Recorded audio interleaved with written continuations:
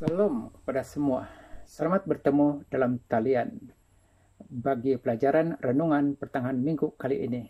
Saya Pastor Doni Pantai yang sedang melayani di daerah kependetaan Gaur akan berkongsi pelajaran dan message Alkitab kepada semua saudara dan saudari yang dikasihi dalam Yesus Kristus. Semoga diberkati melalui perkongsian ini dan selamat mendengar. Sebelum meneruskan, mari saya pimpin dalam doa. Mari kita berdoa. Maha besar Allah Bapa yang di surga, dikuduskanlah namamu. Engkau pencipta dan Engkau yang berkuasa.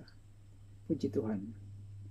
Kami berdoa dan mohon ya Tuhan agar rahmat kuasa-Mu memberikan kami minda, pikiran, hati kami dicurahkan dengan kuasa Roh Kudus-Mu supaya renungan pelajaran pada kali ini akan benar-benar akan memberikan kami inspirasi, menginsapkan kami akan keadaan kami, dan akan beroleh inisiatif untuk mengikuti firman-Mu. Mohon berkat dan rahmat dalam nama Yesus Kristus kami sudah berdoa. Amin. Ya, mari kita teruskan. Salam ceria sekali lagi saya ucapkan kepada Anda semua dimanapun Anda berada pada saat ini. Tajuk pelajaran atau perkongsian renungan, bertekun dalam iman. Ayat intinya terdapat dalam Ibrani pasal 12, ayat yang pertama dan yang kedua. Saya akan membacanya di dalam versi Alkitab bahasa Melayu Indonesia, terjemahan baru. Ayat yang pertama berbunyi begini. Karena kita mempunyai banyak saksi bagaikan awan yang mengelilingi kita, marilah kita menanggalkan semua beban dan dosa yang begitu merintangi kita, dan berlomba dengan tekun dalam perlombaan yang diwajibkan bagi kita. Ayat yang kedua, marilah kita melakukannya dengan mata yang tertuju kepada Yesus, yang memimpin kita dalam iman dan yang membawa iman kita itu kepada kesempurnaan. Demikian ayat dalam versi bahasa Melayu Indonesia. Supaya lebih jelas lagi, saya juga membaca ayat ini melalui Alkitab versi Bible Society of Malaysia.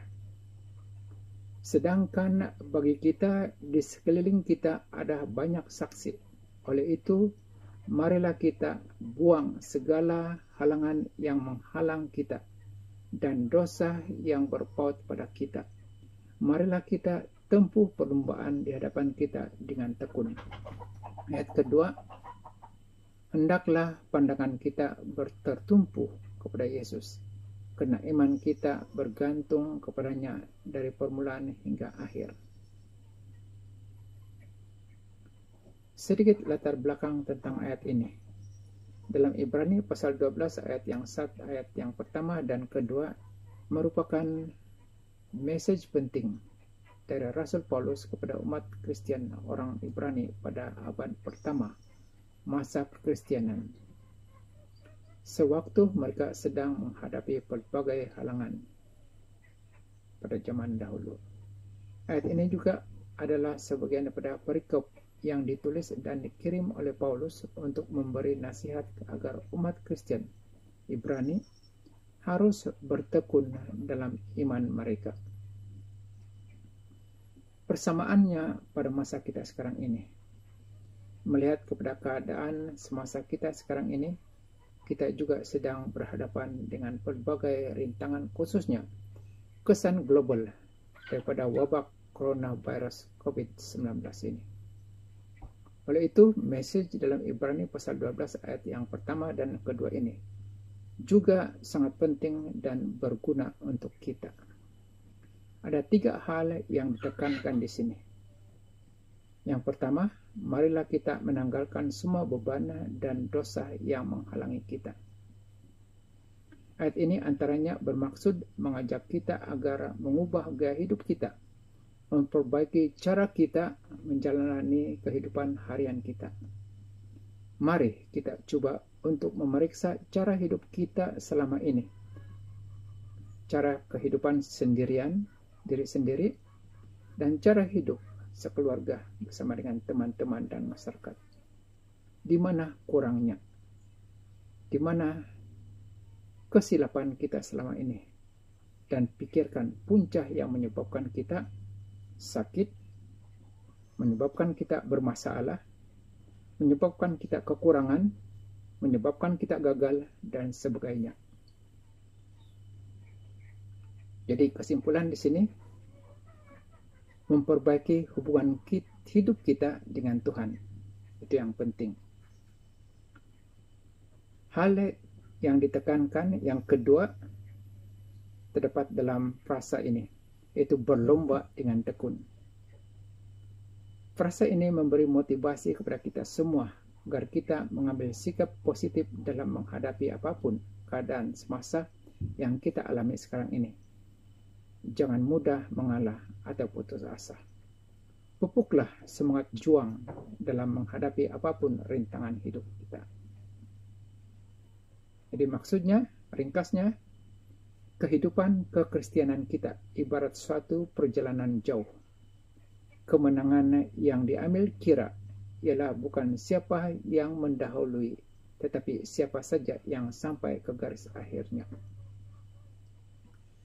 Hal yang ketiga yang ditekankan dalam ayat ini terdapat dalam frasa melakukannya dengan mata yang tertuju kepada Yesus.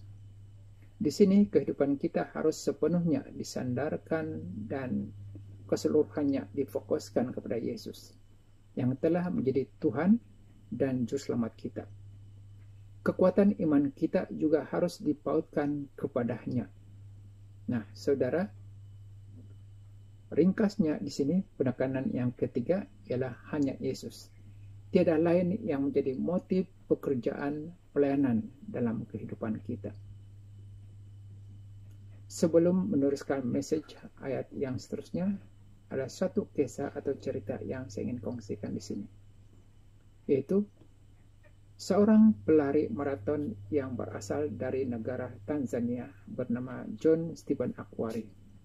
Barangkali beberapa di antara saudara-saudari sudah pernah menceritakan ini. Tapi saya suka cerita ini dan memberi motivasi pada diri saya, dan saya suka kongsikan ini kepada kita semua sekali lagi. Pada tahun 1968 di kota Meksiko, dicatatkan begini. Akhwari Olympic Miracle. The Olympic legend who finished in last place, strangest moment. Akhwari keajaiban Olimpik. Seorang legend Olimpik yang aneh sewaktu menamatkan larian di tempat yang terakhir. Itulah catatannya. Kisah selanjutnya begini, secara ringkas. Dalam perlombaan Olimpik, sukan Olimpik di kota Meksiko itu, di pertengahan lariannya, dia telah terjatuh, terhempas dan badannya ke tanah, dan lutut kakinya terseliuh serta luka. Bahunya juga terasa sangat sakit, dan dia merasa pandangannya kabur atau gelap. Mulanya dia serba salah, mau meneruskan larian atau tidak. Namun dia menyadari keadaan sebenarnya. Dia memaksa dirinya berjalan dengan terinjut-injut dan coba berlari lagi dalam kaki sejauh separuh dari 42 km perlombaan itu. Semasa John Stephen Akhwari memasuki stadium untuk menamatkan larian, dengan lutut kaki kanannya yang berbalut dan berdarah, sebilangan besar penonton sudah pun keluar dan beberapa lampu di stadium itu sudah dipadamkan. Sebaik saja dia melepasi garis penamat, soalan diajukan kepadanya. Kenapakah kamu masih meneruskan larian sedangkan kamu telah jatuh dan terluka? Boleh teka apa jawabannya? Secara ringkas dia menjawab, berjuang hingga garis akhir. Inilah perkataannya. My country didn't send me 5,000 miles to start the race. They send me to finish the race. Negara saya bukan menghantar saya 5.000 batu untuk memulakan larian. Mereka telah menghantar saya untuk menyelesaikan larian. Itulah prinsipnya, itulah motivasi, itulah komitmennya. Namanya disimpan dalam Yayasan Pelatihan Atlet Tanzania sebagai bahan motivasi kepada atlet-atlet muda. Pada tahun 1983, John Stephen Akhwari dianugerahi penghargaan National Hero Medal of Honor, yaitu medal penghormatan wira kebangsaan. Kita juga akan dianugerahkan, sama seperti John Stephen Akhwari yang telah dianugerahkan dengan medal penghormatan kebangsaan, kita juga pasti akan dikurniakan dengan medal penghormatan surgawi oleh Yesus atas ketekunan kita memelihara iman kita kepadanya dan komitmen kita yang tidak berbelah bagi kepada setiap pelayanan yang telah diamanahkan kepada kita masing-masing. Mari kita teruskan iman percaya kita kepada Tuhan. Walaupun kita menghadapi pelbagai halangan atau walaupun mungkin kita terjatuh, namun ayo bangun dan teruskan percaya kita kepadanya. Pesanan dalam Ibrani pasal 10 ayat 32 dan 35. Ayat 32, ingatlah akan masa yang lalu, sesudah kamu menerima terang. Kamu banyak menderita, oleh karena kamu bertahan dalam perjuangan yang berat. Ayat 35, sebab itu, janganlah kamu melepaskan percayamu, karena besar upah yang menantinya. Saudara dan saudari yang dikasihi, semoga kuasa roh Tuhan tetap menyertai kita semua dan menguatkan kita dalam menempuh liku-liku kehidupan kita di dunia ini, sehingga kita berjaya sampai ke garis penamat. Inilah harapan, inilah kerinduan kita. Mari kita lakukan ini. Untuk mengakhiri renungan ini, doa sambutan kita ada 4 perkara yang saya ingin kemukakan. 4 perkara yang kita bawa dalam doa sambutan kita, yaitu berdoa untuk kekuatan badani dan rohani kita.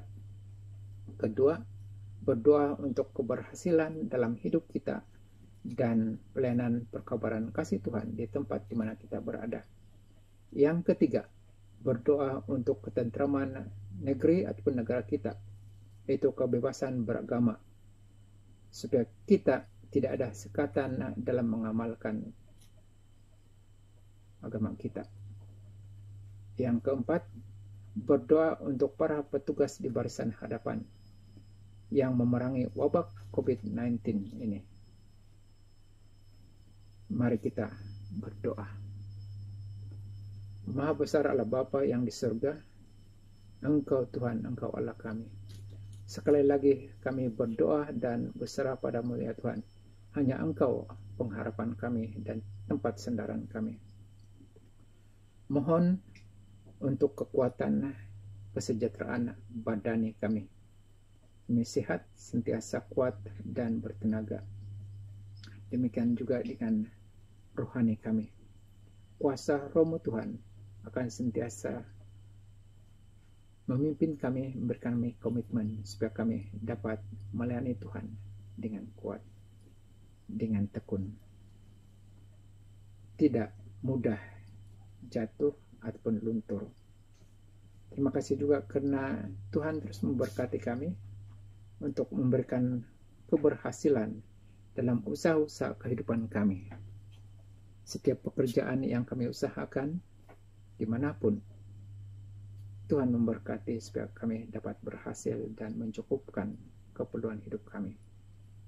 Demikian juga pekabaran pelayanan kami melalui kasih Tuhan yang Engkau telah berikan kepada kami.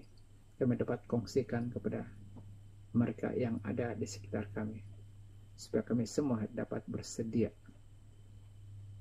dengan kedatangan-Mu yang kedua kali yang tidak lama lagi, agar kami dapat dikuatkan dalam perjalanan hidup rohani kami, agar kami sampai di garis penamat dengan jayanya. Demikian juga saya berdoa ya Tuhan, tempat atau negara kami, Malaysia, negeri kami di Sabah ini, berada dalam keadaan tentram, aman, dan damai. Tidak ada ataupun terjauh daripada sengketa-sengketa, terhindar daripada malapetaka. Demikian juga kami diberi kebebasan untuk melaungkan nama Tuhan dalam hidup kami, bebas untuk mengabarkan Injil, kabar baik ini kepada semua umat Tuhan, semua masyarakat yang ada di manapun mereka berada saat ini. Demikian juga saya berdoa ya Tuhan, mohon agar Tuhan campur tangan, memberi kekuatan dan perlindungan kepada mereka yang sentiasa bertumpus lumus, yang telah menyangkal keinginan diri sendiri dan melayani tugas-tugas penting di barisan hadapan, terutama dalam memerangi wabak coronavirus COVID-19 ini. Lindungi mereka daripada penyakit itu, berkati keluarga mereka, dan mereka beri mereka kekuatan, kesabaran. Terima kasih ya Tuhan, Engkau juga bersama dengan semua umat-Mu sedunia. Engkau Tuhan, Engkau tahu keperluan kami. Kami serahkan dan mohon semua ini biarlah terjadi atas kehendak-Mu, rahmat-Mu. Doa ini saya mohon dalam kuasa nama Yesus Kristus, Tuhan dan Juru Selamat kami. Amin. Salam.